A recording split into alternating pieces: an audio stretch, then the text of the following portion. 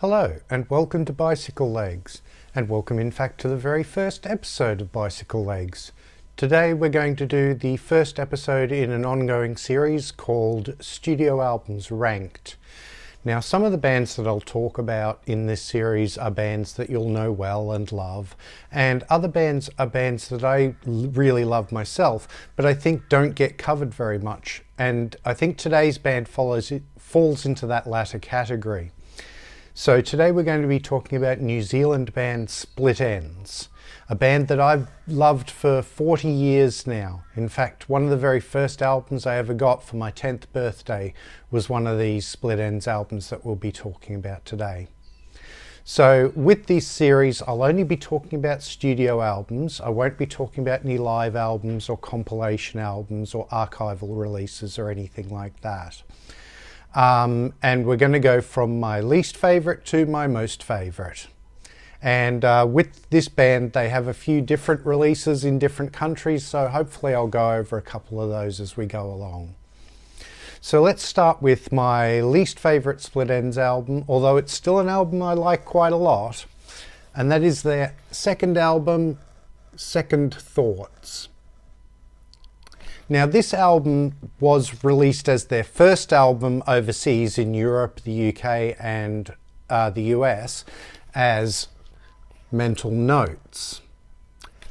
But we'll get more onto that later because the actual original Mental Notes will come up much higher in this list. So this album was recorded in the UK. They moved to the UK for a few years, starting with this album, and they recorded this album with Roxy Music guitarist Phil Manzanera producing. But this album is a bit of a mishmash. 4 of the tracks are re-recordings from their first album, and none of them are improvements, in my opinion, on the versions on the first album. 2 of the songs are re-recordings of songs that come even earlier before their first album. And again, I don't think they're improvements. They did release those early recordings on a compilation album called The Beginning of the Ends in 1979. This is from 1976, by the way. And then what really does save this album is the 3 brand new tracks. Late Last Night, The Woman Who Loves You, and especially Sweet Dreams. It's a wonderful Phil Judd song. Easily the highlight of the album for me. So that's at number 9. Coming in at number 8, we have Frenzy, which is their 4th album. It was released in 1979.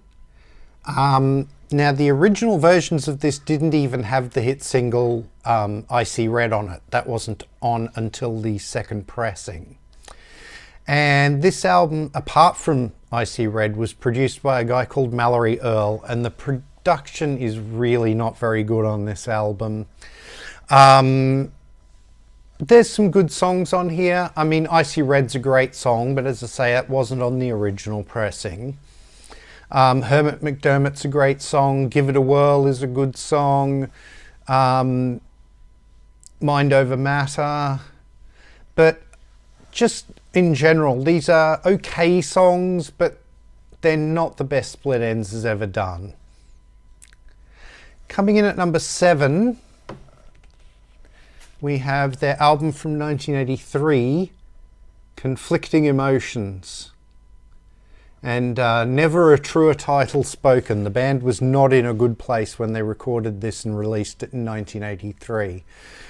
Tim had just done his first solo album and he would leave the band soon after, Tim Finn. They used drum machines on this album. It's the only album where they did do that. And I don't have a problem with drum machines, but Split Enz use of drum machines is not very good. It really does not add to the songs. Again though, there are some really good songs on this album. I do like this album. Straight Old Line is a wonderful song. Bullet Brain and Cactus Head, really good song. Message to My Girl is a beautiful ballad. No Mischief's really good. Yeah, there's some good songs. I Wake Up Every Night. Bon Voyage is Tim's goodbye to the band, even though he hadn't officially left at this stage. Yeah, it's a good album. It's just that some of these albums that are coming up, I think, are even better. The next album I'm going to talk about is their last album, See You Around. Now, Tim had left the band by this stage, so Neil Finn was the one who was in charge. And this is also the only Split Enz album that includes drummer Paul Hester. And of course, Neil Finn and Paul Hester, after this album, would go on to form Crowded House. And that is a story for another video. This album was originally meant to just be an EP, and then what happened was that Neil got the other members of the band to each contribute a song for side 2, and side 1 is great. They're all Neil Finn songs. Things like I Walk Away, One Mouth is Fed, Years Go By, Breaking My Back, all really, really good songs. The group songs on side 2, some are good, some are not so great. Paul Hester's song This Is Massive is wonderful. Noel Crombie's song Ninny Knees Up is a lot of fun. But yeah, it's actually, I think, an underrated album in the Split Enz catalogue, See You Around, because they were breaking up. It didn't get a lot of attention. They went on a big farewell tour, and Tim rejoined the band for that tour. So this album very much got overshadowed in 1984. Next up, we're going to talk about the first Split Enz album I ever owned, which I got on a cassette for my 10th birthday, which is the album from 1981, Waiata. That's what it was called in countries other than Australia. In Australia, the album was called Corroboree. Also, fun fact, the US and European versions of this album came in a different colour. Their record label overseas, A&M, insisted on the album being a different colour because according to Noel Crombie, the record label said that brown is the colour of shit. So anyway, I really love this album. I have a lot of attachment to this album because it was the first Split Enz album I owned and one of the very first albums I ever owned. And there's a lot of really, really good songs on this album. Hard Act to Follow, One Step Ahead, such a good single. Iris is great, Whale, Clumsy, History Never Repeats is another great single. Walking Through the Ruins is a wonderful song, Ghost Girl. Yeah, just really good album. Just the next few albums are even better. So this one, people probably would have expected me to rank a bit higher, but we'll get to reasons why I don't. I still think it's a fabulous album, and that is True Colours, which was their real commercial breakthrough in Australia. Yeah, great album. I mean, starts off with Shark Attack, which is a wonderful opening track, although it was switched with I Got You on the US release because they wanted I Got You to be the lead song. I Got You is, of course, the massive hit. Went to number 1 in Australia, went to number 1 in New Zealand. Yeah, but there really isn't a bad track on this album. What's the Matter With You's great. Double Happy's a wonderful instrumental. I Wouldn't Dream of It. I Hope I Never. Nobody Takes Me Seriously is always a song I've sort of considered a bit of a theme song. Missing Person is great. Poor Boy, How Can I Resist Her? And The Coral Sea is a wonderful group-written instrumental that finishes off the album. Really, really strong album, this one. But the next 3 albums, I think, are the absolute cream of the Split Enz crop. And I had a bit of trouble putting these albums into an order 3, 2, and 1. And it could change from day to day, depending on when you ask me. But at number 3, I'm going to go with their 3rd album, which is Dizrythmia from 1977. This album they recorded in the UK with Geoff Emerick, who was very famous for being an engineer for the Beatles, worked a lot with George Martin. It was recorded at George Martin's Air Studios. Really good album. This marks a sort of turning point for the band where they were starting to write more concise poppy songs, but they still had a bit of the weirdness that would be in their early music. But yeah, just again, such good songs on here. Bold as Brass, My Mistake, Parrot Fashion Love, Sugar and Spice, Without a Doubt, Crosswords, Charlie, Nice to Know, Jamboree, all really, really good songs, all top-notch songs. This is the album just after the original member Phil Judd had left the band and a very young teenage Neil Finn had joined. Now, Neil wasn't contributing any songs or vocals at this stage, he was just the guitar player. His songwriting would come a little bit later. But fabulous, fabulous album, as is my number 2 pick, their debut album, Mental Notes. Such a great cover, painted by Phil Judd, that album cover. This is such a strange album. There's nothing in their catalogue that sounds like it. And I would dare to say there's very little in anybody's catalogue that sounds like Mental Notes. It's a wonderful album and it's very strange. For those of you who like progressive music, it's quite proggy. It's just really odd. There's elements of carnival music and music hall, as well as some very disturbing sounds on this album. A track like Under the Wheel is just really, really ominous. Walking Down the Road is a great song. Amy Darling is a song that Phil Judd wrote for his newborn daughter, which is a beautiful song. So Long for Now, Stranger Than Fiction and Time for a Change together making about an 11-minute suite, which is just really the most progressive that band ever got. Those were a couple of the tracks that they re-recorded for Second Thoughts, and the versions on here are just so much better in my opinion. Maybe is a great song.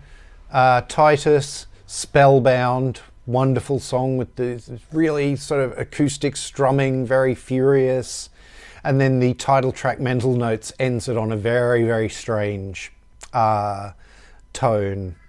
So just a wonderful, weird album that just doesn't sound like anything else. And I would highly recommend for any of my progressive fans out there, go and check that album out. It's really, really good.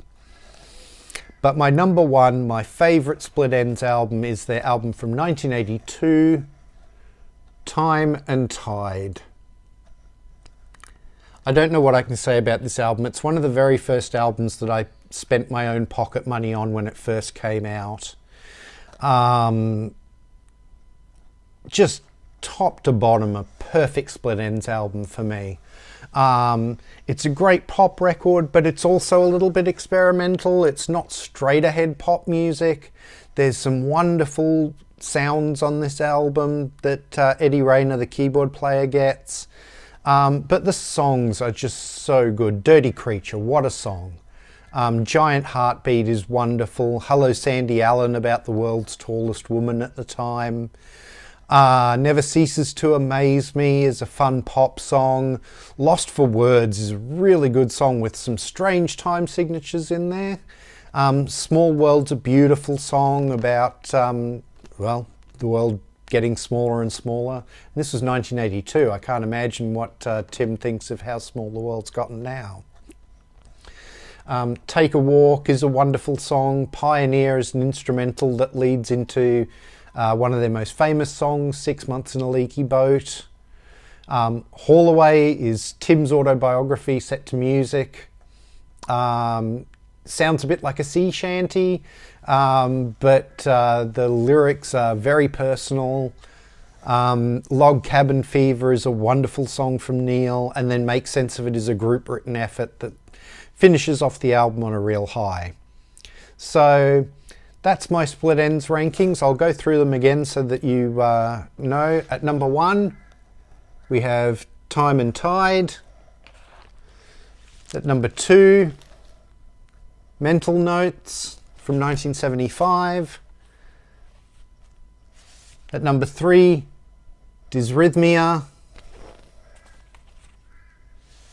At number 4, True Colours. This came out, by the way, speaking of True Colours, in lots of different colour covers. I've got a few of them, but not all.